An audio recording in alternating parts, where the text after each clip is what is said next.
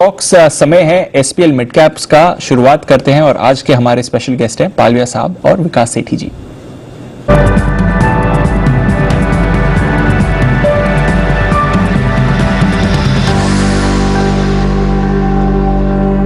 पालविया साहब, सेठी जी, स्वागत है आप दोनों का। सेठी साहब, आपसे शुरुआत करते हैं। बताएं सर, लॉन्ग टर्म के लिए आज कौन सा स्टॉक चुना है? Good morning Deepanshu. देखिए, जहां तक लॉन्ग टर्म पिक का सवाल है, आज जो मेरी लॉन्ग टर्म पिक है वो एक ऑटो कंपोनेंट कंपनी है, एक एमएनसी कंपनी है। स्टॉक का नाम है स्कैफलर, शेफलर या स्कैफलर। एक जर्मन पेरेंट वाली एमएनसी कंपनी है, ऑटो कंपोनेंट सेक्टर की दिग्गज कंपनी। और जिस तरह से हम ऑटो सेक्टर में जो एक मोमेंटम देख रहे हैं पूरे ऑटो सेक्टर में, जो ऑटो ओईएम्स के नंबर्स मंथ और मंथ आ रहे हैं, मुझे लगता है ये जो ऑटो कंपोनेंट वाला सेक्टर है आने वाले दिनों में भी, आने वाले क्वार्टर्स में बहुत अच्छा करता रहेगा। तो इस स्टॉक को जो करंट लेवल है 3850 के, यहाँ पे खरीदारी करने की सलाह है। फंडामेंटल्स बहुत ही सॉलिड है, ऑपरेटिंग प्रॉफिट मार्जिन अराउंड 12-13% के, रिटर्न ऑन इक्विटी 18% का है, जीरो डेट कंपनी और पिछले 3 साल में प्रॉफिट्स में भी अच्छी दर से ग्रो किया है कंपनी ने। प्रोमोटर्स की हिस्सेदारी अराउंड 74% है और डीआईएस एफआईएस का भी लगातार इंटरेस्ट है इसमें, अराउंड 21.5% स्टेक वो ओन करते हैं। मुझे लगता है ये स्टॉक यहां से आने वाले 9 से 12 महीने में 4500 के लेवल्स बिल्कुल अचीव कर सकता है। तो यहां पे इस स्टॉक में खरीदारी करने की सलाह रहेगी।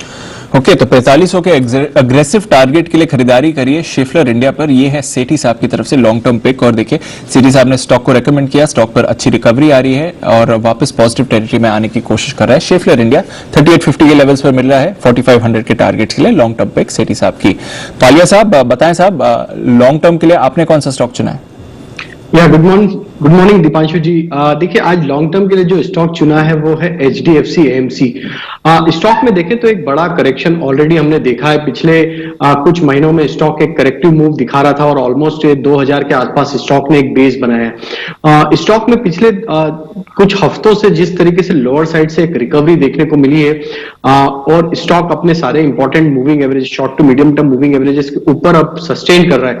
हमें लगता है एचडीएफसी एएमसी में अब एक बेस फॉर्मेशन ऑलरेडी हो चुका है। इस स्टॉक को यहां से बाय करना चाहिए लॉन्ग टर्म के हिसाब से। मुझे लगता है कि ये स्टॉक में अब यहाँ पे जिस तरीके का चार्ट का फॉर्मेशन है, ये स्टॉक अब यहाँ से 2750 तक के टारगेट लॉन्ग टर्म अगर इन्वेस्टमेंट करते हैं इसमें तो आते हुए दिखना चाहिए। कोई भी डिप करेक्टिव एक्शन आती है तो इसको 2450-2460 की रेंज में भी अगर मिलता है तो वहां तक भी इसको ऐड करे, एक्यूमुलेट करे। इसमें स्टॉप लॉस जो रखना है वो करीब 2400 के आसपास रखना है और टारगेट जो हमें लगते हैं लॉन्ग टर्म के हिसाब से वो 2750 तक के लगते हैं। ओके, 2750 के टारगेट्स के लिए खरीदारी करिए एचडीएफसी एएमसी पर। ये है स्टॉक जो पालविया साहब को पसंद है। और आज ऑफ कोर्स अनिल जी ने भी आपको रिकमेंडेशन दी थी स्टॉक की खरीदारी में, स्टॉक ऑफ द डे में। वहां पर भी हमने देखा कि पहले टारगेट तो आसानी से आ गया। मोमेंटम में स्टॉक है, हमारे बाकी एक्सपर्ट्स ने भी यहाँ पर खरीदारी की राय दी है। नजर रखिए इस स्टॉक पर। आइए 10 की कमाई हिमांशु जी की तरफ से बाकी है। बताएं हिमांशु जी, 10 की कमाई में कौन सा स्टॉक चुना है?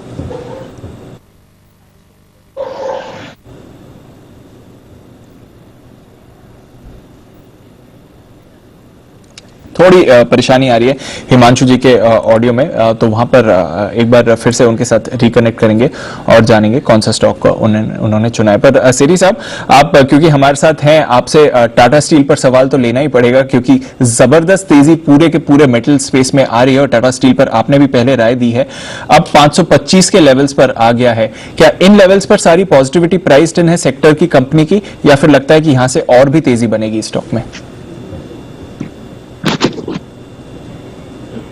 जो कि मैंने काफी महीनों पहले भी ये बात बताई थी कि स्टील की जो डिमांड है वो काफी बढ़ी है। स्टील के प्राइसेस भी मल्टी ईयर हाइस पे आ गए हैं और बहुत सालों बाद पहली बार ऐसा हुआ है कि चाइना को हम स्टील एक्सपोर्ट कर रहे हैं। तो ये सबका इंपैक्ट हमने स्टील स्टॉक्स में देखा है। हालांकि टाटा स्टील भी अपने निचले लेवल से बहुत अच्छी तेजी ऑलरेडी कर चुका है। जो वीकेंड को नतीजे बेहद ही शानदार थे। जिनका शॉर्ट टर्म का नजरिया है उनको तो अब थोड़ा वेट करना चाहिए, बिकॉज ये स्टॉक हो सकता है इतनी बड़ी तेजी के बाद थोड़ा बहुत करेक्शन कर सकता है इन लाइन विथ, अगर बाजार में भी थोड़ा करेक्शन आता है तो। बाकी अगर किसी का लंबी अवधि का नजरिया है तो जिन्होंने लिया हुआ है उनको तो बने रहने की सलाह रहेगी। बाकी गिरावट पे खरीदारी करते रहना चाहिए। मुझे लगता है fortunes of the industry are changing और आने वाले 6 महीने 9 महीने में इन सब जो स्टील कंपनीज है इनके परफॉर्मेंस में काफी सुधार देखने को मिलेगा। तो I am bullish on the sector. But जो अभी की तेजी के कारण थोड़ा गिरावट का इंतजार करना चाहिए फ्रेश खरीदारी करने के लिए। ओके, थोड़ा गिरावट का इंतजार करते हैं, बट वैसे व्यू काफी पॉजिटिव है इस पूरे के पूरे सेक्टर पर, और स्पेशली टाटा स्टील जो लीड कर रहा है इस समय। 6% की तेजी आप देख रहे हैं, निफ्टी स्टॉक है जो इतनी अच्छी तेजी दिखा रहा है। हिमांशु जी के साथ कनेक्शन फिर से जुड़ गया है। हिमांशु जी, 10 की कमाई का आइडिया सर? जी दीपांशु, तो 10 की कमाई मतलब कि थोड़ा सा पोजिशनल लंबी नजरिया रखते हुए यहाँ पर जो स्टॉक मुझे पसंद है, स्टॉक है लॉरस लैब। दीपांशु, ये क्लियरली एक आउट परफॉर्मर स्टॉक रहा है, और हमने रिसेंट पिछले कुछ हफ्तों में देखा कि स्टॉक 320 के लेवल्स लगाने के बाद यहाँ पर एक 260 रुपए तक का एक करेक्शन यहाँ पर देखने को मिला, और उसके बाद वापस से एक अच्छी तेजी बनते हुए नजर आई। मुझे लगता है कि स्टॉक यहाँ पर जो अपना एक प्राइस वाइज करेक्शन था वो यहाँ पर पूरा करता हुआ नजर आ चुका है, और वापस से एक ग्रेजुअली दोबारा से हायर हाइज हायर लोज का सीक्वेंस बनाने के लिए तैयार है। तो मीडियम पॉइंट टर्म के पॉइंट ऑफ व्यू से, इन्वेस्टमेंट पॉइंट ऑफ व्यू से मुझे लगता है कि बेहतरीन स्टॉक है। इस गिरावट का फायदा उठाएं, 275, 280, 275, 280 की जोन में यहाँ पे एक्यूमुलेशन करें, 260 रुपए का एक स्टॉप लॉस लगाएं, और मुझे लगता है कि यहाँ पर वापस से 320, 325 रुपए के इनिशियल लेवल्स 2 से 4 हफ्तों में देखने को मिल सकते हैं। तो लॉरस लैब मेरी तरफ से यहाँ पर 10 की कमाई के लिए आज के लिए रिकमेंडेशन रहेगा। ओके, लॉरस लैब्स ये है स्टॉक जहां पर आपको करके चलनी है खरीदारी। एक बढ़िया एक्शन इस पर आ सकता है। हमने देखा है कि एक बढ़िया करेक्शन भी आया है इस स्टॉक पर, और अब करेक्शन के बाद फिर से मूवमेंट के लिए तैयार होते दिख रहा है। लॉरस लैब्स यहां पर रखनी है आपको व्यू।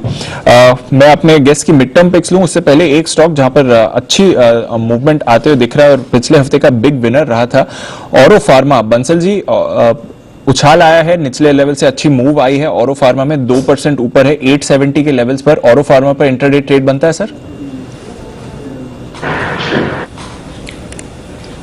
देखिए दीपांशु, ना सिर्फ इंट्राडे ट्रेड बनता है, इसमें intraday, short term, medium term, long term trade सब बनते हैं। स्टॉक ने एक बड़ी वाली नेकलाइन तोड़ी है, 847 की एक नेकलाइन तोड़ी है, और यहाँ पे शॉर्ट टर्म टारगेट 890 का बैठता है। और दीपांशु, इस स्टॉक 2 महीने पहले अनचार्टेड टेरिटरी में गया था, उसके बाद नतीजों के बाद करेक्शन देखने को मिली थी, और जिस तरीके का टेक्निकल रुझान है, इसको भी अगर buy hold and sit tight करते हैं तो स्टॉक दोबारा से नए हाइज लगाने का, नए लाइफ टाइम हाइज लगाने का पोटेंशियल रखता है। तो दोनों नजरिए से, short term, medium term, long term, तीनों नजरियों से स्टॉक में खरीदारी की जा सकती है। ओके, तो खरीदारी करिए ऑरो फार्मा में। और इनफैक्ट ऑरो फार्मा पे बंसल जी पर से तो मैंने राय ले ली, पर एक बेहतरीन कॉल स्टॉक पर तैयार है सुमित जी की तरफ से। बिगुल सुमित के सुपर हिट।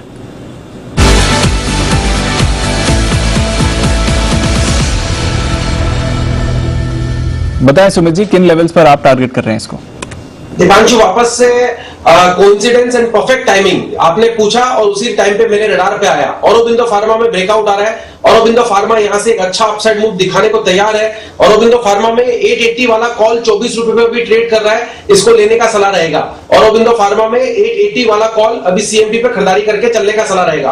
औरोबिंदो फार्मा में पिछले 3 दिनों से लोअर लेवल से तेजी देखने को मिल रहा है। कल का, परसों का, तरसों का हाई अभी स्टॉक के अंदर ब्रेक हो रहा है, और स्टॉक के अंदर जिस तरह का कैंडल फॉर्म हो रहा है उसको देखते हुए लगता है कि स्टॉक यहां से 900 रुपए से लेके 925 रुपए तक की तैयारी कर रहा है, जो कि जल्दी ही आने वाले दिनों में यहां से ऊपर का मूव ये दिखाएगा। नीचे के अंदर स्टॉक का जो सपोर्ट है 845, 850 के पास है, तो एक स्टॉप लॉस और रिसीवर्ड रेशियो भी यहां पे बढ़िया बैठ रहा है। इसके लिए औरोबिंदो फार्मा के अंदर 880 वाला कॉल यहां पे खरीदारी करके चलने का सलाह रहेगा।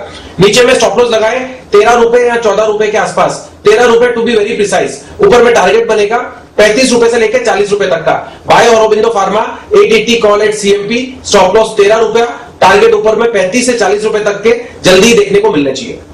बिल्कुल, तो फार्मा स्टॉक्स पर एक्शन फिर से आ रहा है। कुणाल जी ने तो कहा है पूरे स्पेस में क्रांति है, और पिछले हफ्ते हमने देखा एक्शन भरपूर हुआ। औरोबिंदो फार्मा नतीजों के बाद शानदार एक्शन दिखाते हुए 7.5 से अब देखिए 875 के लेवल्स पर आपको स्टॉक आते हुए दिख रहा है। पर एक स्टॉक जिसमें बेहतरीन एक्शन हुआ है, उसके बाद थोड़ा करेक्शन भी हुआ, और उसके बाद अब थोड़ा स्टेबलाइज हो रहा है, वो है रुचि सोया। और इसमें अब खबरें भी काफी सारी आ रही हैं। अनिल जी ने स्वामी रामदेव से बात भी करी थी, और काफी सारे डेवलपमेंट्स भी हुए। उसके बाद अब कुछ फ्रेश डेवलपमेंट की खबर लेकर आए हैं हमारे पास वरुण बताएं, रुचि सोया फिलहाल तो 5% के अपर सर्किट में दिख रहा है, क्या है यहाँ पर फ्रेश खबरें? देखिए, दी फ्रेश खबर ये है कि ये कंपनी एक एफपीओ लाने वाली है दरअसल, और जो एफपीओ आएगा ना, वो जून 2021 के पहले ही आने वाला है, यानी कि अगले 6 महीनों में ये कंपनी एफपीओ लाएगी ताकि अपनी शेयर होल्डिंग कम कर पाए। आपको याद होगा 2019 के नवंबर के आसपास इन्होंने पतंजलि ने जो रुचि सोया का अधिग्रहण किया था, उसके बाद इसकी रीलिस्टिंग हुई थी 27 जनवरी 2020 के आसपास। और इनफैक्ट इस कंपनी का यानी कि पतंजलि का रुचि सोया में करीब 99% के आसपास का हिस्सा है। रेगुलेटर के हिसाब से आपको अगले 2 से 3 साल में ये जो हिस्सा है कम करके 75% तक लाना था, यानी कि करीब 24% के आसपास की शेयर होल्डिंग जो है इनको डाइल्यूट करनी थी अगले 2 से 3 साल में। और उसमें से भी करीब 10% के आसपास की होल्डिंग जो है वो दरअसल जून 2021 तक इस कंपनी को डाइल्यूट करनी थी। और उसी के तहत दरअसल ये कंपनी जो है अब एफपीओ लाने वाली है। हालांकि एफपीओ का प्राइस क्या होगा ये कहना काफी मुश्किल है, लेकिन साइज क्या होगा ये हम बता सकते हैं। करीब करीब 10% के आसपास का एफपीओ जो है ये आ सकता है, क्योंकि उतनी शेयर होल्डिंग कम से कम जून 2021 तक इस कंपनी को कम करनी है और उसके बाद और 15% होल्डिंग कम करनी है। तो उसके लिए कंपनी किस तरह का रास्ता अपनाएगी ये देखना है, लेकिन फिलहाल तो एफपीओ आ रहा है। ओके, फिलहाल तो एफपीओ आ रहा है। तो प्राइम रीजन सिर्फ प्रमोटर की शेयर होल्डिंग कम करने का, और कोई रीजन नहीं, फंड रेजिंग की जरूरत ऐसे कोई नहीं है। ओके, तो ये है आपके लिए रुचि सोया, नजर रखिए। सेठी साहब, आई डोंट नो अगर आप इसको क्लोजली ट्रैक करते हैं नहीं, बट बहुत उतार चढ़ाव ये स्टॉक दिखा चुका है और एक्सपेक्टेशन से ज्यादा इस पर तेजी भी आई थी। फिर मैनेजमेंट ने भी कहा कि देखिए ये तेजी कुछ ज्यादा ही हो गई है। अब किस तरह से देखना चाहिए? स्टेक कम करने के लिए एफपीओ भी आ रहा है, एपेटाइट कैसी है इसकी? देखिए दीपांशु, करंट लेवल्स पे भी स्टॉक तो जो परफॉर्मेंस है उसके हिसाब से महंगा लगता है। हालांकि स्टॉक में जब से ये जो टेक ओवर हुआ उसके बाद से हमने ऊपर के करीबन 1200-1300 तक के लेवल्स भी देखे थे और वहां से अच्छा खासा करेक्शन हुआ, बट स्टिल मैं बहुत ज्यादा इन लेवल्स पे भी कंफर्टेबल नहीं हूँ उस स्टॉक में। मुझे लगता है इस स्पेस में जो एफएमसीजी का स्पेस है वहां पे बहुत सारी दूसरी कंपनियां हैं जो कि इन्वेस्टमेंट के लिए बिल्कुल उपयुक्त है। मुझे लगता है कि दूसरे किसी स्टॉक में ध्यान रखेंगे तो ज्यादा अच्छा रहेगा। तो फॉर द टाइमिंग मेरा रुचि सोया में अवॉइड करने की सलाह रहेगी। चलिए, तो रुचि सोया फिलहाल के लिए तो अवॉइड है, पर सेठी साहब लॉन्ग टर्म तो आपने एक बढ़िया पिक हमें दे दी है। अब मिड टर्म पोजिशनल तौर पर कौन सी पिक रेकमेंड करेंगे एसपीएल मिड कैप्स में, ये बताएं सर। बिल्कुल दीपांशु, जो पोजिशनल पिक आज मेरी वो भी एक एमएनसी स्टॉक ही है। कंपनी का नाम है केना मेटल। ये एक यूएस पेरेंटेज वाली बहुत ही जबरदस्त कंपनी है जो कि मेटल कटिंग टूल्स, फिर वाटर जेट कटिंग नोजल्स, इस तरह के प्रोडक्ट्स बनाती है। एक हाईली इनोवेटिव कंपनी है, फंडामेंटल्स बहुत ही अच्छे हैं, बहुत ही सॉलिड मार्जिन्स है, फिर return on equity around 16.5%, return on capital employed around 23% का है। एक ऑलमोस्ट जीरो डेट कंपनी है और बहुत ही अच्छी दर से कंपनी ग्रो कर रही है और एक एमएनसी कंपनी है। और फिर FIIs, DIIs भी अराउंड 14% स्टेक इसमें ओन करते हैं। मुझे लगता है पोजिशनल तौर के हिसाब से इस स्टॉक में जो कि करंट लेवल से अराउंड 830 रुपए के आसपास, सॉरी 785 के आसपास, यहाँ पे खरीदारी करनी चाहिए। मेरा पोजिशनली इस स्टॉक में 830 का टारगेट रहेगा। स्टॉप लॉस रखना है 770 रुपए का। ओके, केना मेटल यहाँ पर आपको करनी है खरीदारी 830 के टारगेट के लिए, 785 के लेवल्स पर आप खरीदिए। और स्टॉप लॉस क्या बताया सिटी साहब? 770 रुपए का। 770 का स्टॉप लॉस, तो टाइट स्टॉप लॉस रखिए। 830 के टारगेट्स के लिए खरीदारी करिए केना मेटल पर। पालवा जी आप बताएं सर, पोजिशनल बेसिस पर कौन सा स्टॉक पसंद है? तो दीपांशु जी देखिए, पोजिशनल बेसिस पे जो स्टॉक हमें पसंद है वो सीमेंट सेक्टर से हेडेलबर्ग सीमेंट है। ये स्टॉक का अगर हम सेटअप देखें तो पिछले 8 से 10 वीक से स्टॉक एक रेंज में कंसोलिडेट हो रहा है। स्टॉक ने करीब 180 के आसपास एक बेस बनाया है। अब ये कंसोलिडेशन रेंज का ब्रेकआउट ऑलरेडी हमें देखने को मिला है। 190 के ऊपर अभी स्टॉक ट्रेड कर रहा है। तो कहीं ना कहीं ये 1 से 1.5 महीने का एक कंसोलिडेशन का ब्रेकआउट ऑलरेडी होते हुए दिखा है। और अगर ये स्टॉक का सेटअप भी देखें तो काफी स्टेबल सेटअप है और स्टॉक में लोअर साइड से काफी अच्छी बाइंग एक्शन भी हमें पिछले कुछ महीनों में देखने को मिली और स्टॉक ने एक अच्छी रिकवरी भी दी है। अब हमें लगता है ये स्टॉक अब इसकी जो प्रीवियस स्विंग हाई है उसको भी क्रॉस करते हुए दिखना चाहिए। पोजिशनल बेसिस पे स्टॉक अपने सारे इंपॉर्टेंट मूविंग एवरेज के ऊपर ट्रेड कर रहा है। तो पोजिशनल टारगेट हमें लगता है इस स्टॉक का आना चाहिए 220-230 के आसपास। तो इस स्टॉक को करंट लेवल पे, और अगर कोई माइनर करेक्टिव एक्शन आती 188 तक भी अगर ये स्टॉक आता है तो 194-188 की रेंज में इसको बाय एंड एक्यूमुलेट करें। 182 का स्टॉप लॉस रख ले। टारगेट होंगे 220 से 230 के। तो हेडेलबर्ग सीमेंट बाय करने की सलाह रहेगी पोजिशनल बेसिस पे। ओके, 220-230 के लेवल्स के लिए हाइडेलबर्ग सीमेंट। पूरे के पूरे मेटल स्टॉक्स में तो आज फोकस है ही, बट साथ ही सीमेंट स्पेस पर भी नजर रखिए। यहां पर भी भरपूर एक्शन आते हुए दिख रहा है। मिड कैप, लार्ज कैप, सारे के सारे स्टॉक्स में अच्छा एक्शन आ रहा है। हाइडेलबर्ग सीमेंट, ये है पालविया साहब की पसंद। टेलीकॉम स्पेस पर भी आज एक्शन है और जैसे कि हम सुबह हमारे एक्सपर्ट्स के साथ डिस्कस भी कर रहे थे, वोडाफोन आइडिया खबरें ये आ रही हैं कि कंपनी अपने प्राइसेस बढ़ाने की प्लान में है। कुशल से जानते हैं किस तरह का इंपैक्ट हो सकता है, किस तरह का प्लान है कंपनी की तरफ से। कुशल बताएं, स्टॉक तो बढ़िया तेजी में है, क्या है इनके प्लान्स जहां तक टैरिफ हाइक का सवाल है? बिल्कुल दीपांशु, देखिए ऑलमोस्ट 10 रुपीज ये टच करता हुआ फिर से नजर आ रहा है, और ये इसलिए क्योंकि वोडाफोन आइडिया ऐसी खबरें आ रही हैं कि 15 से 20% जो है अपना टैरिफ हाइक कर सकती है। इनफैक्ट वो दिसंबर स्टार्टिंग में ही हो सकता है या फिर अर्ली 2021 यानी नेक्स्ट ईयर ये होता हुआ नजर आ सकता है। तो यानी कहने का मतलब ये है कि इनका जो आरपू है करीब मौजूदा 119 रुपए का, वहां पर एक सिग्निफिकेंट जंप देख सकते हैं। और अगर एक कॉम्पिटिटर अपना प्राइस बढ़ाता है तो दूसरे जो कॉम्पिटिटर्स हैं वो भी ऐसा हो सकता है कि इस सूट को फॉलो करते हुए नजर आए। इनफैक्ट भारती एयरटेल ने यह भी कहा था कि अगर कोई फर्स्ट मूवर होता है प्राइस इंक्रीज करने में तो वो इमीडिएटली उसको फॉलो करेंगे। तो भारती एयरटेल का भी काफी सिग्निफिकेंट आरपू जो है वो बढ़ता हुआ नजर आ सकता है। इनफैक्ट सितंबर क्वार्टर की अगर बात करें तो यहां पर आरपू में ये लीड करता हुआ नजर आया है 162 रुपए पर। वहीं रिलायंस जियो का देखें तो 145 है, वोडाफोन आइडिया का 119 है।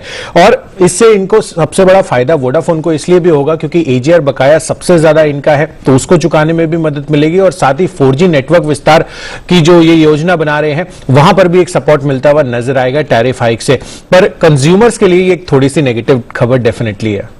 कंज्यूमर्स को थोड़े और पैसे देने पड़ेंगे, बट कंपनीज डेफिनेटली वहां पर अच्छी खबर है। और देखिए, जहां तक आरपूस का सवाल है, सबसे कम आरपूस फिलहाल वोडाफोन आइडिया के ही हैं, तो थोड़ा प्राइस हाइक उनकी तरफ से आते हुए आपको दिख सकता है। कुछ खबरें आई हैं, जो इनकी इंटरनेशनल पेरेंट है वोडाफोन, वो भी कुछ और एसेट मोनेटाइजेशन के प्लान्स तैयार कर रही हैं, तो शायद उसकी वजह से भी थोड़ी पॉजिटिविटी आई है।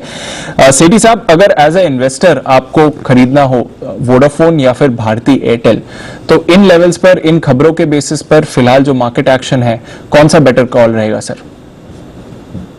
देखिए, अगर आप एक फंडामेंटल लिहाज से देखें और लंबी अवधि का नजरिया है तो डेफिनेटली अगर रिस्क को भी ध्यान में रखना है तो मुझे लगता है भारतीय एयरटेल के साथ ही जाना चाहिए। हालांकि स्टॉक में जो निचले लेवल्स थे वहां से बहुत अच्छी तेजी हाल के दिनों में हुई है। ये जो पिछले 15-20 दिन में जो 400 के आसपास के लेवल से अब आप 485-90 के लेवल पे आ गए हैं, तो यहाँ पे भी मुझे लगता है स्टैगर्ड रूप में भारतीय एयरटेल पे बिल्कुल खरीदारी करनी चाहिए। इस पे मुझे लगता है आने वाले 9 से 12 महीने में हम वापस से 600-625 के लेवल्स बिल्कुल देख सकते हैं। और जहां तक वोडाफोन आइडिया का सवाल है, मुझे लगता है थोड़ा रिस्की बेट जरूर है, बट ये स्टॉक भी करंट लेवल्स पे अगर कोई लेता है और विद स्ट्रिक्ट स्टॉप लॉस कि जैसे अगर आप 7.5 रुपए के नीचे जाए तो डेफिनेटली निकल जाएंगे, वो लेवल्स तभी आएंगे जब बहुत ही खराब कुछ खबर आएगी। बट अदरवाइज मुझे लगता है ये कंपनी अगर सर्वाइव करेगी तो फिर यहां से अच्छे लेवल्स आ सकते हैं। तो एक थोड़ा रिस्की बेट जरूर है, बट करंट लेवल्स पे या थोड़ी गिरावट पे इस पे भी खरीदारी करने की सलाह रहेगी।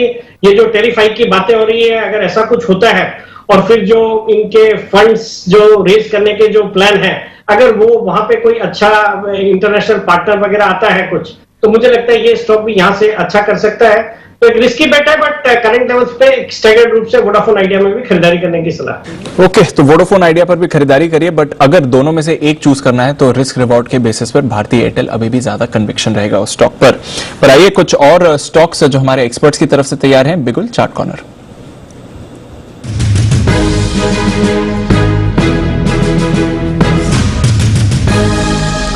बताएं सर।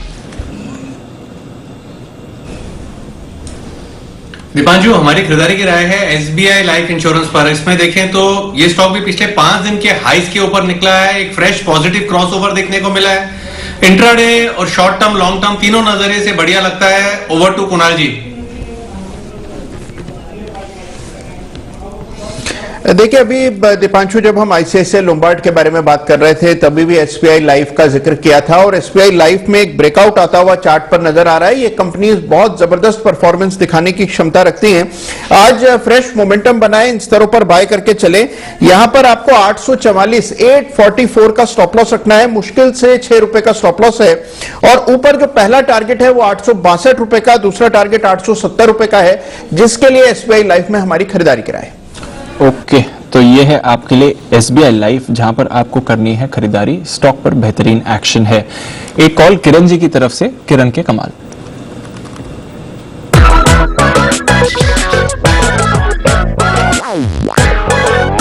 बताएं किरण जी। देखिए, वापस एक बार वही हो गया, वही स्टॉक है, स्विंग हाई तोड़ दिया है। तो एसबीआई लाइफ में भी एक बाय करने की सलाह है। मेरा स्टॉप लॉस 842 का रहेगा और टारगेट्स 1 से 2 दिनों का अगर व्यू लेते हैं तो मेरा मानना है कि 870 के टारगेट्स देखने को मिल जाने चाहिए। ओके, तो किरण जी को भी पसंद है एसबीआई लाइफ। वागले साहब आप भी जरा एक कॉल दे दीजिए। एसबीआई लाइफ तो किरण जी और राकेश जी, कुणाल जी को पसंद है। एचडीएफसी लाइफ के साथ क्या करना चाहिए वागले साहब? 650 के लेवल्स पर है, ये स्टॉक भी ऑल टाइम हाई पर है। दीपांशु, इनफैक्ट मेरा कॉल एचडीएफसी लाइफ पे ही है, मेरे लिए बिल्कुल बजवा दीजिए। आपने बिल्कुल सही जज किया है। 646 का एक स्विंग हाई ब्रेक किया है। स्टॉप लॉस आपका आधे % का बैठेगा 644 का, 1% का, और मुझे लगता है ये 670 तक जाने के लिए तैयार है। अभी के अभी यहाँ पर 648, 649 लेना चाहिए 643 के स्टॉप लॉस से। 670 का मेरा 1 से 2 दिनों का टारगेट होगा। ओके, तो 670 के टारगेट के लिए खरीदारी करिए एचडीएफसी लाइफ पर। वागले साहब को एचडीएफसी लाइफ पसंद है, किरण जी, राकेश जी को और कुणाल जी को पसंद है एसबीआई लाइफ। सेठी साहब, आप कौन सा स्टॉक खरीदेंगे सर इंश्योरेंस में? दीपांशु, देखिए बिल्कुल कोइंसिडेंस है। पिछले अगर आप 8-10 दिन के मेरे पिक्स देखेंगे, जो शॉर्ट टर्म पिक्स मैं जो देता हूं 2:30 बजे, उसमें मैंने ये तीनों लाइफ इंश्योरेंस स्टॉक को कभी ना कभी रिकमेंड कराया है। एचडीएफसी लाइफ, एसबीआई लाइफ और आईसीआईसीआई प्रूडेंशियल लाइफ, और तीनों स्टॉक्स ने पिछले 5-7 दिनों में, 10 दिनों में बहुत अच्छा रनअप देखा है। बट अगर आपको एक ही स्टॉक इन तीनों में से चूज करना और अगर आपका लंबी अवधि का नजरिया है तो ज्यादा कॉन्फिडेंस एचडीएफसी लाइफ इंश्योरेंस में आता है। मुझे लगता है अगर मैनेजमेंट के लिहाज से देखें तो एचडीएफसी लाइफ, एचडीएफसी ग्रुप का जो मैनेजमेंट है उस पर ज्यादा कॉन्फिडेंस रहता है, तो उस लिहाज से HDFC life would be the preferred bet. But मुझे लगता है सेक्टर पूरा ही अच्छा है, हाईली अंडर पेनिट्रेटेड सेक्टर है और आने वाले दिनों में भी ये अच्छा करता रहेगा, तो तीनों स्टॉक्स अच्छा करेंगे। नजर रखिए HDFC life, SBI life, ICICI Lombard, ये भी राकेश जी, कुणाल जी की तरफ से आज कॉल आया है, स्पेशल पिक था उनका। तो इंश्योरेंस स्पेस पर बढ़िया एक्शन है इस समय। इंश्योरेंस में एक्शन है, अनलॉक से रिलेटेड कई सारे स्टॉक्स में एक्शन है और उसमें एक और स्टॉक जहां पर बढ़िया मूवमेंट आ रहा है, इन्फो एज। फिलहाल देखिए तो स्टॉक पर भी 1% तक की तेजी आ रही है, 3900 के ऊपर गया है इन्फो एज। फंड रेजिंग हो रही है लगातार जोमैटो की, तो हमने सोचा कि अब इस स्टॉक पर करें खरीदारी या फिर करें बिकवाली। मंदी के क्या मूड हैं और तेजी के क्या तर्क हैं, ये जानने के लिए बुल और बेर के साथ तैयार हैं पूजा त्रिपाठी। पूजा, बताएं इन्फो एज खरीदारी करें या बिकवाली? बुल वर्सेस बेर क्या बता रहा है? जी दीपांशु, देखिए क्लियरली दोनों ही जो ट्रिगर्स हैं वो दिखाई दे रहे हैं, दोनों साइड के ट्रिगर्स दिखाई दे रहे हैं इन्फो एज के लिए, बुल भी और मंदी के यहाँ पे ट्रिगर्स भी देखने को मिल रहे हैं। शुरुआत तेजी के तर्क से करते हैं और आने वाले समय में क्या ट्रिगर्स हो सकते हैं इन्फो एज के लिए, उस पर बात करते हैं। देखिए निवेशकों का जो भरोसा है वो काफी ज्यादा बढ़ता हुआ दिखाई दे रहा है और अनलॉक के बाद, जैसा कि आपने बताया कि अनलॉक के बाद कुछ स्पेसिफिक कंपनियां हैं जहां पर कि रुझान काफी ज्यादा नजर आ रहा है। तो यहाँ पर करीब करीब 6 निवेशकों ने अभी तक 1455 करोड़ डाल दिए हैं कंपनी में। तो यहाँ के कंपनी के कारोबार में काफी ज्यादा भरोसा दिखाया जा रहा है। इन्फो एज के सभी सेगमेंट में हमने देखा अनलॉक के बाद एक अच्छी रिकवरी देखने को मिली। अनलॉक के बाद की बात हम कर रहे हैं। अनलॉक से इनका जो फूड डिलीवरी सेगमेंट है, हर हफ्ते वहां पर बढ़त देखने को मिल रही है। अफोर्डेबल हाउसिंग और मिड सेगमेंट प्रॉपर्टी में जो ग्रोथ नजर आ रही है उसका भी फायदा कंपनी के एक वर्टिकल 99acres.com जैसे पोर्टल्स में देखने को मिल रहा है। और इस साल अनलॉक के बाद 16 लाख ब्लू कॉलर नौकरी आने वाले समय में। तो ये कुछ ऐसे पॉजिटिव ट्रिगर्स हैं जो कि इन्फो एज के फेवर में काम कर रहे हैं। इसी वजह से हम देख रहे हैं कि निवेशकों का भरोसा यहाँ पर बढ़ते हुए नजर आ रहा है। लेकिन वहीं दूसरी तरफ यहाँ पे कुछ मंदी के भी तर्क नजर आ रहे हैं, क्योंकि ये जो तिमाही गई है कंपनी के लिए वो ज्यादा कुछ अच्छी नहीं थी। स्पेशली अगर हम तिमाही में कमजोर ऑपरेशन प्रदर्शन देखने को मिला कंपनी का और इनका जो कामकाजी मुनाफा था वो 48% घटा है। विज्ञापन और बिक्री लागत बढ़ने से भी नतीजों पर असर पड़ा है और मैनेजमेंट ने खुद अपनी कमेंट्री में कहा है कि एडवर्टाइजमेंट एक्सपेंसेस आगे भी इसी स्तर पर रहेंगे, इन्हीं लेवल्स पर रहेंगे। तो हो सकता है कि आने वाले समय में भी मार्जिन में इसी तरह का दबाव देखने को मिले, जो कि एक नेगेटिव है यहाँ पर कंपनी के लिए। अहम सेगमेंट जो इनका एक तरीके से कह सकते हैं कैश काउ सेगमेंट, जो कि इनके काफी नकदी जनरेट करता है, वो है Naukri.com और वहां पर भर्तियां घटने से इस तिमाही के नतीजों पर काफी ज्यादा असर पड़ा है। तो अगर तिमाही के लिए मैनेजमेंट कमेंट्री को ऐड करके कुछ बात करेंगे तो वहां पर थोड़ी हल्की कमजोरी नजर आ रही है, लेकिन बाकी आगे के लिए जो ग्रोथ ट्रिगर्स है वो काफी पॉजिटिव दिखाई दे रहे हैं कंपनी के लिए। बिल्कुल, तो कई सारे ट्रिगर्स हैं, अनलॉक की थीम प्ले आउट हो रही है, लगातार फंड रेजिंग के लिए सक्सेस दिखा रहे हैं, जो बाकी बिजनेस भी हैं इनके वहां पर भी अच्छा ट्रैक्शन बन रहा है। पर दूसरी तरफ अगर आप देखें तो वैल्यूएशन लिहाज से थोड़ा एक्सपेंसिव जरूर ये स्टॉक दिखेगा, पर फिलहाल इन्फो एज कोई परेशानी नहीं है, 3900 के ऊपर आपको स्टॉक आते हुए दिख रहा है। आइए आगे बढ़ते हैं, कुछ और कॉल्स हमारे एक्सपर्ट्स की तरफ से तैयार हैं। बिगुल हिमांशु जी के लिए BTST।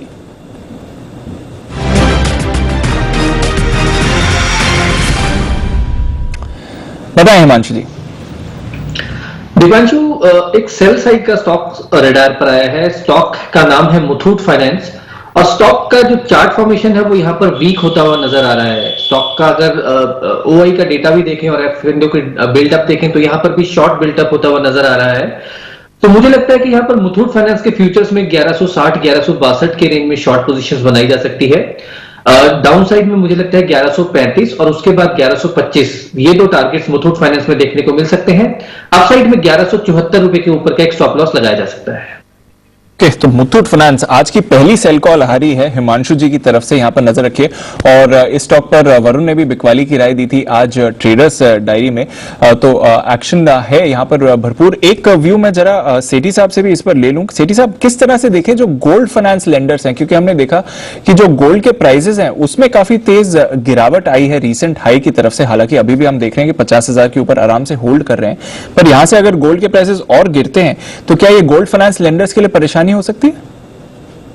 नहीं, देखिए हिमांशु, दीपांशु, ये गोल्ड प्राइसेस जो है अगर गिरते भी हैं तो मुझे नहीं लगता इन जो दोनों कंपनियां हैं मुथूट फाइनेंस और मनप्पुरम फाइनेंस, इनके लिए परेशानी होगी इन द सेंस कि कोई इनके प्रोविजंस या बैड डेट्स वगैरह बढ़ जाएंगे, ऐसा कुछ तो होगा नहीं। बट मुझे लगता है कि गोल्ड के प्राइसेस जब टूटेंगे तो हो सकता है थोड़ा बहुत जो इनका बिजनेस है वो बिल्कुल सफर करता है और उसका एक इंपैक्ट हम शॉर्ट टर्म में इनके स्टॉक प्राइसेस में बिल्कुल देख सकते हैं। वैसे भी इनमें बहुत ही शानदार तेजी पिछले कुछ महीनों में हो चुकी है, तो करंट लेवल्स पे फ्रेश खरीदारी नहीं करनी है। जिनका ट्रेडिंग का व्यू है उनको हो सकता है प्रॉफिट बुक करने चाहिए करंट लेवल्स पे, बट गिरावट पे अगर सब्सटेंशियल गिरावट आती है कोई कारण से इन दोनों स्टॉक्स में, तो ये दोनों स्टॉक्स ही अच्छी क्वालिटी की NBFCs है जिनका जो बिजनेस मॉडल है काफी रोबस्ट है और from a bed date point of view काफी सिक्योर्ड है। तो मुझे लगता है गिरावट पे इन स्टॉक्स को बिल्कुल देखना चाहिए वापस से। ओके, तो गिरावट पर फिर से देखें इन स्टॉक्स पर थोड़े आप वैसे दबाव आते हुए देख सकते हैं। पर चलिए सेठी साहब और पालविया साहब से उनकी शॉर्ट टर्म पिक्स ले लेते हैं। पालविया साहब, इस बार आप शुरुआत करिए, बताएं सर शॉर्ट टर्म के लिए कौन सा स्टॉक चुना है?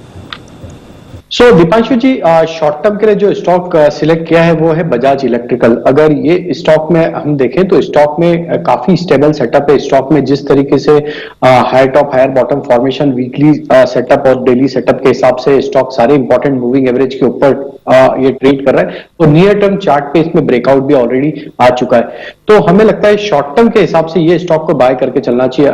अभी करीब 558 के आसपास अब ये रेट हो चुका है, तो थोड़ा सा अगर कोई करेक्शन भी आता है तो इसको ऐड करें। 535 के आसपास हम इसमें स्टॉप लॉस सजेस्ट करेंगे। टारगेट जो हमें लगते हैं वो 600 610 तक के टारगेट इसमें आते हुए दिखना चाहिए। तो बजाज इलेक्ट्रिकल यहां से शॉर्ट टर्म के हिसाब से बाय करने की सलाह रहेगी। ओके, तो शॉर्ट टर्म के हिसाब से बजाज इलेक्ट्रिकल्स ये है पालविया साहब की पिक। सेठी साहब, शॉर्ट टर्म के लिए आपको कौन सा स्टॉक पसंद है? बिल्कुल दीपांशु, जो आज की मेरी शॉर्ट टर्म पिक है, स्टॉक का नाम है कंट्रोल प्रिंट। स्टॉक का अभी करंटली प्राइस चल रहा है 215 रुपए का। ये कंपनी कोडिंग और मार्किंग इक्विपमेंट बनाने वाली कंपनी है, जो बार कोडिंग होती है। फिर जिस तरह से लीगल रिक्वायरमेंट्स आ गई है, इस कंपनी का भी बिजनेस बहुत ही रोबस्ट है और बहुत ही अच्छी दर से आगे भी ग्रो करेगा। और ये एक ऐसी इंडस्ट्री में ऑपरेट करती है जहां पे वर्ल्ड वाइड ही मेजर 4 ही प्लेयर्स है और भारत से ये अकेली कंपनी है। और बाकी फंडामेंटल्स बहुत ही अच्छे हैं, अच्छे ऑपरेटिंग प्रॉफिट मार्जिन से अराउंड 19%, सॉलिड रिटर्न रेशियोज है और पिछले 3 साल में प्रॉफिट्स में अगर ग्रोथ देखेंगे तो अराउंड 23% की दर से प्रॉफिट्स में कंपनी ने ग्रोथ दर्ज करी है। प्रोमोटर्स की अच्छी खासी हिस्सेदारी है और FIS DIS भी इस स्टॉक पे बुलिश है, उन्होंने भी 27% स्टेक इस स्टॉक में FIS DIS की है। तो ऑल इन ऑल एक अच्छी क्वालिटी की कंपनी है। इस कंपनी को 215 के लेवल्स पे खरीदारी करने की सलाह है और मेरा बहुत ही शॉर्ट टर्म में इसमें 230 रुपए का टारगेट रहेगा, स्टॉप लॉस रहेगा 207 रुपए।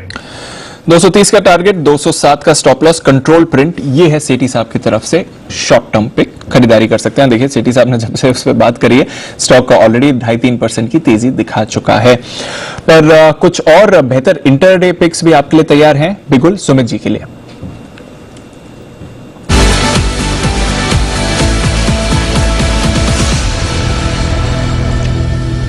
बताएं सुमित जी।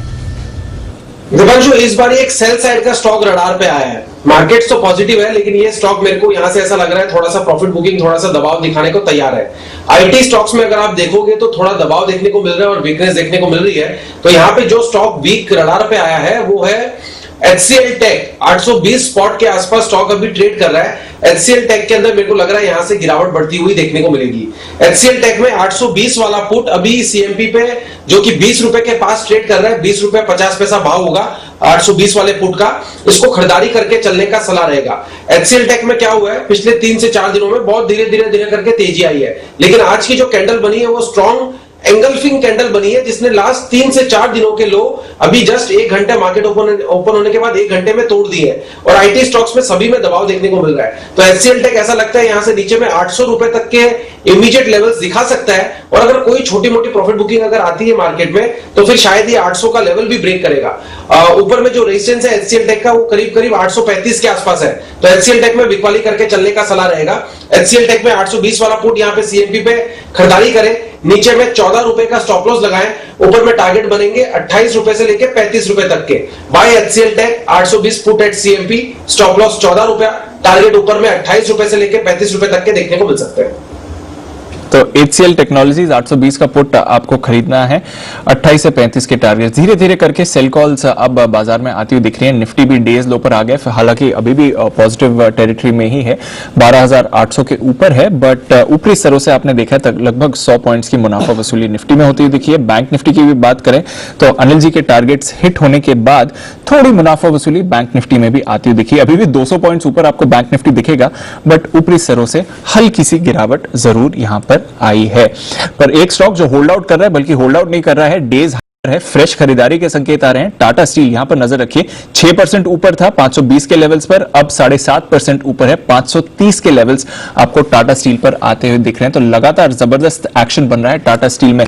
वरुण से जान लेते हैं क्या है ये ट्रिगर्स नतीजों के बाद जो टाटा स्टील को इस ऊंचाई पर ले जा रहे हैं, बताएं वरुण। डेफिनेटली दीप, देखिए सबसे पहले तो आपने हाईलाइट कर दिया नतीजों के बाद, यानी कि नतीजे इस कंपनी के काफी बेहतर रहे हैं, लेकिन कंपनी ने जो अपने मैनेजमेंट ने कमेंट्री में कहा है वो काफी अच्छा है।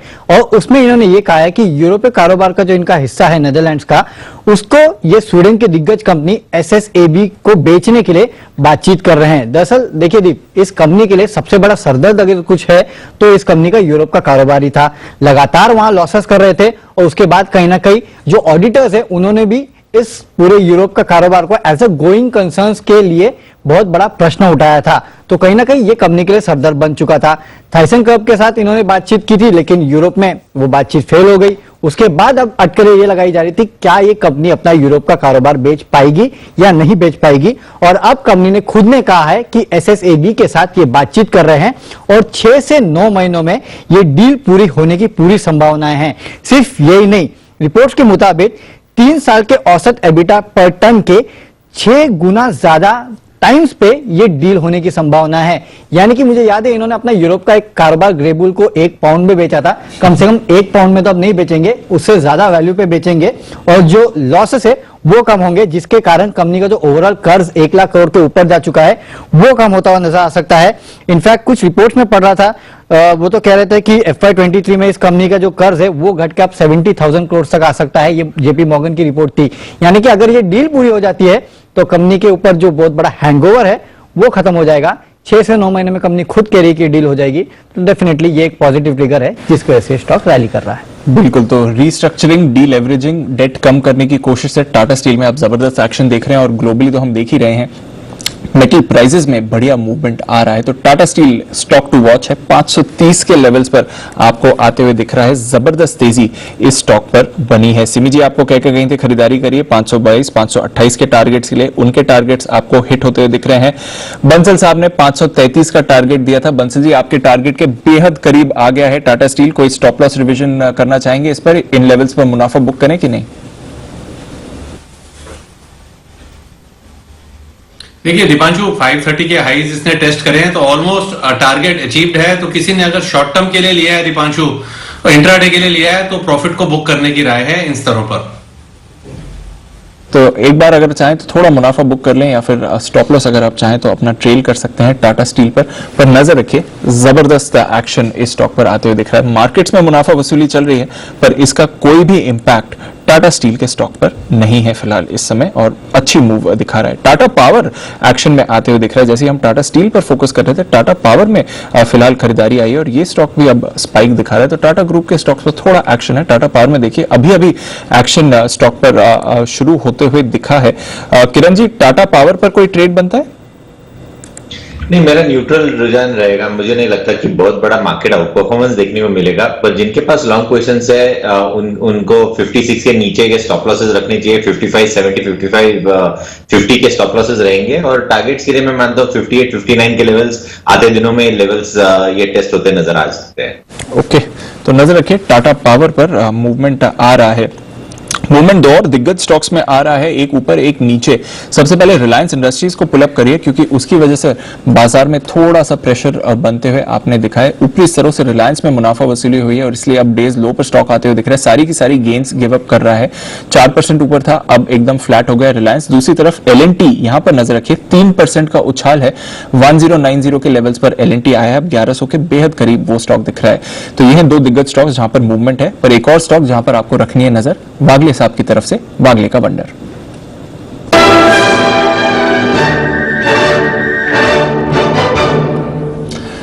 बताएं वागले साहब। दीपांशु, मुझे बेचना है hero MotoCorp. Clear cut breakdown आया है, 3000 का भी लेवल इसने ब्रेक किया है। 3000, 3005 ये रेंज सही होगी बेचने की। 3020 का स्टॉप लॉस होगा, 2950 का मेरा टारगेट होगा और 3950 का स्टॉप, 3920 का स्टॉप लॉस, 3020 का स्टॉप लॉस, 2950 का टारगेट। ये है आपके लिए हीरो मोटोकॉर्प। यहां पर करनी है बिकवाली, तो नजर रखिए इस स्टॉक पर आइए ऑटो स्टॉक्स की हम बात कर रहे हैं। ऑटो सेक्टर में काफी सारा मूवमेंट है और जानना चाहेंगे कि त्योहारी सीजन में किस तरह की बिकवाली हुई है ऑटो कंपनीज की तरफ से। तो फाडा के प्रेसिडेंट वेंकेश गुलाटी हमारे साथ जुड़ रहे हैं एक्सक्लूसिव बातचीत के लिए।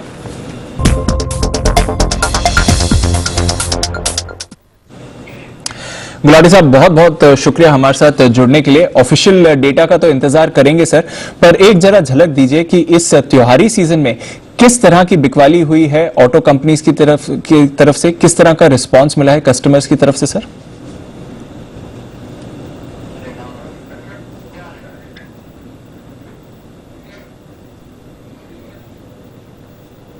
और हेल्थ को लेकर के तो हम लोग बड़े कॉशियस थे कि पता नहीं इस बार फेस्टिवल कैसा रहेगा, बट जिस तरीके से कस्टमर्स बाहर आए हैं, उन्होंने इंटरेस्ट दिखाया है और गाड़ियां ली हैं, तो सब मिला के बिकवाली। ओके सर, 30 सेकंड्स दीजिए। आपके ऑडियो में थोड़ा इशू आ रहा है सर, उसको करेक्ट करके बस आपके पास दोबारा जुड़ते हैं। 30 सेकंड्स दीजिए सर, आपके साथ दोबारा जुड़ेंगे। बट ऑटो स्टॉक्स पर इस बार नजर रखना जरूरी है क्योंकि इस तरह की त्योहारी सीजन, इस बार त्योहारी सीजन कैसे गया है ये जानना जरूरी है। महीनों के लॉकडाउन के बाद क्या डिमांड वापस आई है अच्छी तरह से? क्या लेटेंट डिमांड की वजह से आपने अच्छा उछाल देखा है और आगे का आउटलुक क्या होगा, ये जानना जरूरी है। जब तक हम गुलाटी साहब के साथ जुड़े तब तक एक बार किरण जी के लिए बिगुल बजाते हैं और उनके पास एक ऑप्शन स्ट्रैटेजी है। तो बिगुल, छोटा ऑप्शन बड़ी कमाई का।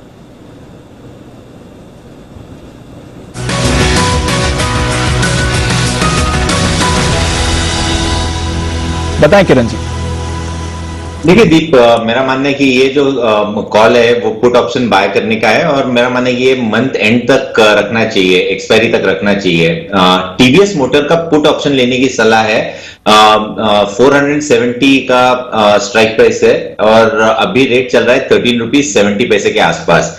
ये पुट ऑप्शन बाय करने की सलाह है। 10 रुपए का स्टॉप लॉस रहेगा और मेरा मानना है ये टारगेट्स लगभग आपको 24-25 के देखने को मिलेंगे। काफी बड़ी अपसाइड पुट ऑप्शन में देखने को मिलेगी क्योंकि चार्ट पे एक बहुत बड़ा डिस्ट्रीब्यूशन पैटर्न हुआ है। उसके चलते मुझे लगता है कि एक स्टॉक में अच्छी खासी गिरावट आ जानी चाहिए और मेरा मानना है कि ये गिरावट के चलते ये स्टॉक लगभग 24-25 के टारगेट्स हासिल होते नजर आ जाने चाहिए। ओके, तो पुट खरीदिए हीरो मोटोकॉर्प का। ऑटो स्टॉक्स में हम थोड़ी सी मुनाफा वसूली देख रहे हैं। अभी थोड़ी देर पहले वागले साहब ने हीरो मोटोकॉर्प पर सेल कॉल आपको दी है।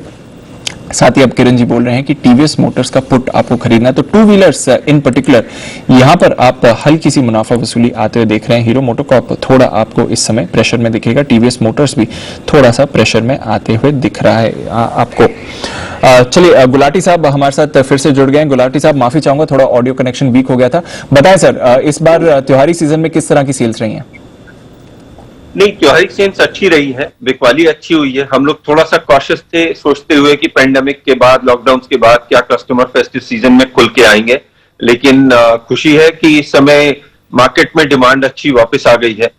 स्पेशली कार सेगमेंट की बात करें तो हम पिछले साल के अपेक्षा उम्मीद कर रहे हैं कि शायद थोड़ी ग्रोथ भी मिलेगी। नई भी ग्रोथ आएगी तो कम से कम सिमिलर नंबर हम पिछले साल के देख रहे हैं।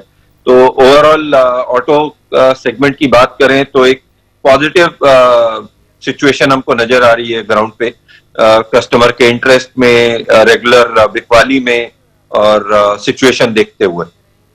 सर कार्स की बात करें तो किन कैटेगरीज में ज्यादा डिमांड दिखी है? क्या अक्रॉस कैटेगरीज डिमांड अच्छी रही है या फिर एंट्री लेवल सेगमेंट, कहां पर ज्यादा अच्छी डिमांड है? देखिए, सबसे ज्यादा डिमांड की ग्रोथ जो हमको मिली है वो इस समय एंट्री लेवल सेगमेंट में है। इसको ये भी सोचना पड़ेगा कि एंट्री लेवल सेगमेंट पिछले 2 साल से बहुत अच्छा नहीं कर रहा था, और ये जो पर्सनल मोबिलिटी का इशू आया है विद कोविड के साथ साथ जो फाइनेंशियल भी कुछ कठिनाइयां आई हैं लोगों को, उसको देखते हुए हमारा ये जो एंट्री लेवल सेगमेंट है जो कि मारुति और हुंडई के बेस मॉडल से कवर अप होता है, वो बहुत ही अच्छी सेल्स इस समय दे रहा है।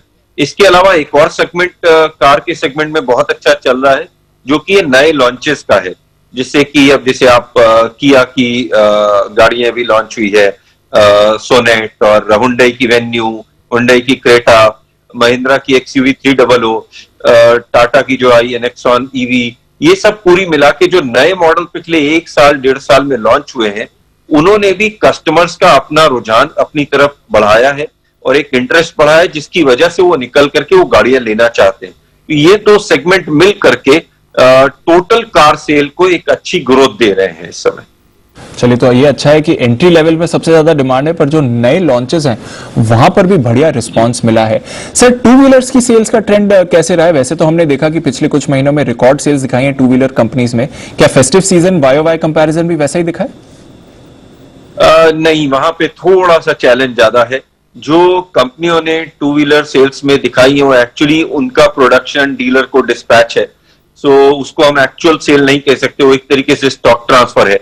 बट अगर हम सही वस्तु स्थिति ग्राउंड की बात करें तो जो हमारा मास सेगमेंट है, जो बहुत बड़ा सेगमेंट है हमारी टू व्हीलर में, जो 100 सीसी के आसपास का गाड़ी का है, जो एंट्री लेवल है, वहां पे हमें ग्रोथ नहीं दिख रही, बल्कि वहां पे डी ग्रोथ दिख रही है। वो एक चैलेंज सेक्टर है। बट 125 सीसी से 150 सीसी का एक सेगमेंट है जो ग्रोथ दिख रही है, जैसे बजाज की पल्सर 125 इस समय बहुत डिमांड पे है और स्टॉक आउट भी हो चुकी है इस समय। जैसे तो होंडा की एक्टिवा इस समय स्टॉक आउट है मार्केट में। तो इस तरीके के कुछ प्रोडक्ट हैं जो अच्छे चल रहे हैं और जिनका स्टॉक भी खत्म हो चुका है। लेकिन जो हमारा मेजर सेगमेंट टू व्हीलर में गिना जाता है, जो मास सेगमेंट है, कम्यूटर सेगमेंट है, वहां पे उतनी डिमांड नहीं है, जिसकी वजह से एक अच्छा सेगमेंट ग्रो भी कर रहा है, तो भी जब बड़ा सेगमेंट अपना ग्रो नहीं कर रहा, तो ओवरऑल टू व्हीलर सेल पिछले साल के अपेक्षा हमको डिग्रोथ में दिख रही है, उतनी अच्छी नहीं दिख रही है। तो गाड़ियों के मुकाबले अगर आप टू व्हीलर्स देखें तो वहां पर उतनी अच्छी सेल्स नहीं हुई है। सर आपने ये इन्वेंट्री की बात करी, जरा इसको थोड़ा और डिटेल में बताएं। तो इस समय जो डीलर लेवल की इन्वेंट्री है वो कैसी है? यूजुअली आप कितने दिनों की इन्वेंट्री कैरी करते हैं और फिलहाल क्या सिचुएशन है, और क्या कंपनीज की तरफ से ज्यादा इन्वेंट्री आती हुई दिख रही है पर खरीदारी के लेवल पर कस्टमर्स की तरफ से वो डिमांड नहीं है? कैसे समझें इसे सर? आप सही कह रहे हैं, टू व्हीलर में थोड़ा सा चैलेंज है। नॉर्मली एफएडीए हमेशा कहता है कि टू व्हीलर में 20 से 25 दिन का स्टॉक होना चाहिए, लेकिन फेस्टिव सीजन के पहले बिकॉज सेल की बहुत ज्यादा उम्मीद होती है तो डीलर्स भी गाड़ियां स्टॉक में रख लेते हैं। कंपनियां भी फेस्टिव के 1-2 महीने पहले गाड़ियां खुद बना के डीलर्स की तरफ बेचती है। लेकिन ये पिछले 2 साल से हमने देखा है कि जो कंपनियों की उम्मीद है, जो उन्होंने गाड़ियां भेजी होती हैं, उतनी डिमांड नहीं होती मार्केट से और वो स्टॉक फंस जाता है, जो इस समय टू व्हीलर में होता हुआ दिख रहा है। जो बड़ी 1-2 कंपनियां हैं उसकी इस समय इतनी प्रोडक्शन अच्छी हुई है पिछले 2 महीने में, लेकिन ग्राउंड रियलिटी में रिटेल नहीं हुई है, इन्वेंट्री बहुत हाई है। इसका एक और आपने देखा होगा, पिछले 2 दिन के अंदर कुछ कंपनियों ने अपनी स्कीम मार्केट में बढ़ा दी है, कस्टमर डिस्काउंट बढ़ा दिए, डीलर्स उसको इंसेंटिव बढ़ा दिया, इससे नहीं, वो भी कोशिश कर कि इस समय थोड़ा वक्त त्योहारी की वजह से जो रुझान आ रहे हैं उसको कैश कर पाए और रिटेल ज्यादा कर पाए और उस चक्कर में इन्वेंट्री घटा पाए। लेकिन फैक्ट यह है कि जो अभी के हाल दिख रहे हैं और जो सिचुएशन लग रही है, इन्वेंट्री इस समय कुछ मंथ एंड तक जाके 35-40 दिन जाएगी, जो कि इस समय फेस्टिव के बाद बहुत ज्यादा है एज कंपेयर की जो हम लोग रखते हैं। सर, आने वाले समय में क्या डिस्काउंटिंग बढ़ानी पड़ेगी? जो हम यूजुअल ईयर एंड डिस्काउंट देखते हैं, क्या इस साल उससे ज्यादा डिस्काउंट पॉसिबल होंगे डीलर लेवल्स पे?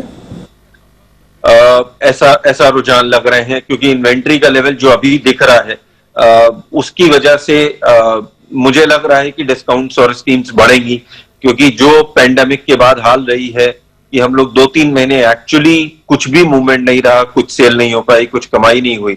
इस समय डीलर्स के पास उतना कुशन नहीं है कि इन्वेंट्री इतनी लंबी खींच सके, तो हर आदमी फेस्टिव तक के लिए तैयारी कर रहा था, वो फेस्टिव हो गया। अब इसके बाद अगर इन्वेंट्री रहती है जो दिख रहा है, तो डीलर की तरफ से और मैन्युफैक्चरर की तरफ से, दोनों की तरफ से कुछ डिस्काउंट्स ज्यादा बढ़ेंगे, जिससे कि वो इन्वेंट्री कम हो और डीलरशिप पे इंटरेस्ट का बर्डन और गाड़ियों का बर्डन कम हो।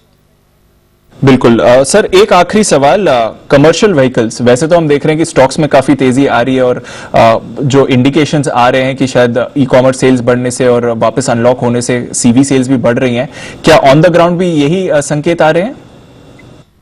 तो कमर्शियल सेल को अगर मैं 3 पार्ट में डिवाइड करूं, एक तो स्मॉल कमर्शियल व्हीकल होती है जो कि लगभग 2-2.5 टन, आधे से 2-2.5 टन है। ये सेगमेंट हमेशा से ही ग्रोथ पे रहा है, इवन अनलॉक जैसे ही स्टार्ट हुआ है तब से, बिकॉज आपका जो ई मार्केटिंग है या जो इवन एग्रीकल्चरल प्रोड्यूस बढ़ा उसकी वजह से ये सेगमेंट हमेशा ही ग्रोथ पे रहा है। जब से थोड़ा बहुत मार्केट खुला है, ये जो हमारा टिपर या जो कंस्ट्रक्शन इक्विपमेंट है वो भी डिमांड अच्छी रही है।